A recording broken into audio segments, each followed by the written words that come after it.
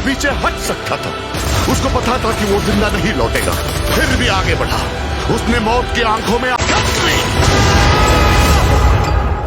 नमस्कार दोस्तों, मुंबई में 26 नवंबर को कई जगह पर आतंकवादियों ने हमले किए थे। सबसे बड़ा हमला मुंबई के ताज होटल पर हुआ था। आतंकवादियों ने पूरे होटल को बंधक बना लिया था। कई लोग होटल में फंसे हुए थे। ऐसे में सेना का फोकस सबसे पहले फंसे हुए लोगों को सुरक्षित बाहर निकालना था। यह काम आम पुलिसकर्मियों के बस के नहीं था। इस बेहद खतरनाक स्थिति से निपटने के लिए एनएसजी कमांडो ऑपरेशन चलाने का फैसला किया गया। इस कमांडो ऑपरेशन को लीड करने का काम मेजर संदीप उन्नीकृष्ण को सौंप दिया गया।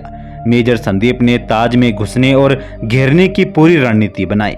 रणनीति तो उन्होंने बनाई, लेकिन अपने कमांडो को उन्होंने पीछे ही रखा, जबकि वे खुद आगे रहे। होटल में आतंकवादियों के ठिकाने का पता कर टारगेट करना शुरू कर दिया। दोनों तरफ से जमकर गोलीबारी हो रही थी। इसी बीच मेजर संदीप को गोली लग गई, क्योंकि वे बेहद आगे जाकर आतंकवादियों को टारगेट कर रहे थे। उनकी बहादुरी देख आतंकवादियों के भी पसीने छूट गए। संदीप गोलीबारी में घायल हो गए। उनके पूरे शरीर से खून की धारा बह रही थी, लेकिन ऐसी हालत में भी वे करीब 14 बंधकों को आतंकवादियों के चंगुल से बचाकर निकाल आए। आलम यहाँ तक कि वे गोलियां चलाते हुए होटल के ऊपरी हिस्से में जा पहुंचे। पीछे उनकी फोर्स उन्हें कवर कर रही थी। इस दौरान जब कवर कर रहे उनके एनएसजी कमांडो आगे आने लगे तो उन्होंने कहा था कि ऊपर मत आना, मैं अकेले सबको देख लूंगा। ये संदीप के आखिरी शब्द थे जो उनके साथियों ने सुने थे।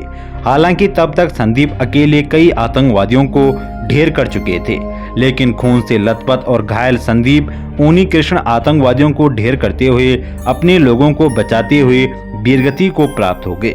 उन्होंने अपनी जान की परवाह किए बगैर अपना सारा खून बहा दिया और 26/11 के हमले के इतिहास में अपना नाम स्वर्ण अक्षरों में दर्ज कर लिया। संदीप उन्नीकृष्ण को सिर्फ मुंबई हमले के लिए नहीं, बल्कि देश के कई ऑपरेशनों में याद किया जाता है। गर्व करने की बात यह है कि संदीप अपने देश से इतना प्यार करते थे कि वो चाहते थे कि अपने पिता की तरह इसरो में वैज्ञानिक बन सकते थे, लेकिन उन्होंने देश की सेवा का विकल्प चुना और देश के लिए अपना बलिदान दे दिया। 15 मार्च 1977 को बेंगलोर में भारत के एक जाबाज बेटे ने जन्म लिया था। यह और कोई नहीं, 26/11 हमले में कई अकेले आतंकवादियों से भिड़ जाने वाले मेजर संदीप उन्नीकृष्ण थे। उनके पिता इसरो में वैज्ञानिक थे, लेकिन वे सेना में गए। संदीप उन्नीकृष्ण 7वीं बिहार रेजिमेंट में जवान थे। कहा जाता है कि जब 29 नवंबर के दिन उनकी अंतिम यात्रा निकाली जा रही थी तो आसमान भी उदास था। दरअसल 29 नवंबर के दिन बेंगलोर में गहरे काले बादल छा गए थे और मौसम पूरी तरह गमगीन हो गया। अखबारों की हेडलाइन बने, देश के जाबाज सिपाही के लिए धरती ही नहीं आसमान भी रोया था। उनका अंतिम संस्कार सैन्य सम्मान के साथ किया गया था। बेंगलोर में एक सड़क का नाम उनके नाम पर रखा गया है। शहर की एक रिंग रोड जैक्सन पर उनकी प्रतिमा लगाई गई। भारत सरकार ने संदीप को मरणोपरांत अशोक चक्र से सम्मानित किया गया था। तो दोस्तों, वीर बलिदानी मेजर संदीप उन्नीकृष्ण का ये बलिदान ये देश कभी नहीं भूल सकता। जब तक सूरज चांद रहेंगे तब तक वीर बलिदानी आपका नाम रहेगा। सैनिक की मौत पर परिवार को दुख कम और गर्व ज्यादा होता है। ऐसे सपूतों को जन्म देकर माँ का कोख भी धन्य हो जाता है, जिसकी वजह से सारा जहां चैन से सोता है। आओ कसम खाएं उन वीरों की, उन बलिदानियों की, कि हम हर पल एक सच्चे भारतीय बनकर अपना फर्ज निभाएंगे। जरूरत पड़ी तो लहू का एक एक कतरा देकर इस धरती माँ का कर चुकाएंगे। तो दोस्तों, वीडियो को अनदेखा ना करें।